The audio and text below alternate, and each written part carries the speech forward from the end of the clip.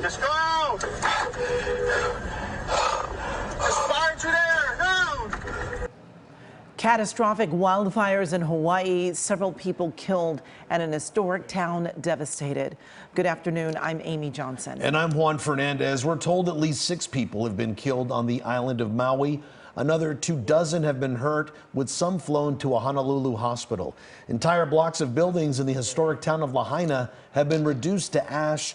The 3 fires burning right now have forced 13 areas to evacuate. And some people say they had to run into the ocean to escape the flames. KCAL News reporter Jeff Nguyen spoke with some people who got out just in the nick of time.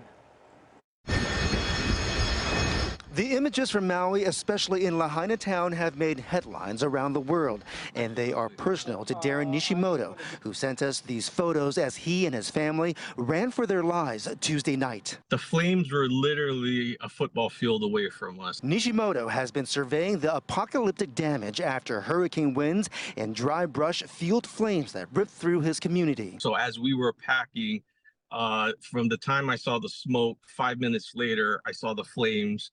Officers came with the mandatory evacuation, and basically within 5 to 10 minutes. When we landed, it almost looked like we were landing into one of the fires. Jim Rodriguez works on KCAL's assignment desk. He was traveling for business when his plane landed in Maui. He says the roads were impassable, so he ended up spending the night at the airport. He could see flames from his window as he flew out Wednesday morning. You know, it was a big relief to get off the island and at least to know that I was going to be able to have a hotel to stay in. There were no hotels anywhere, even close by at the airport, to be had by anybody. So we were coming from Montreal to go to Maui for a week, but then we came here and we learned that our flight is canceled because of the fires. At LAX, the Richard family found themselves stranded in Los Angeles.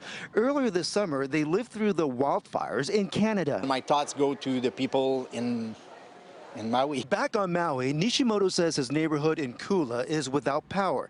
But the hardest hit is certainly Lahaina, which isn't just a tourist destination, but home to cultural landmarks. So there's a lot of places that parents took their kids and grandkids, and now those are just gone. Nishimoto and his family are staying with friends. He is hoping that people here will turn to reputable relief organizations to help Maui rebuild in the days ahead.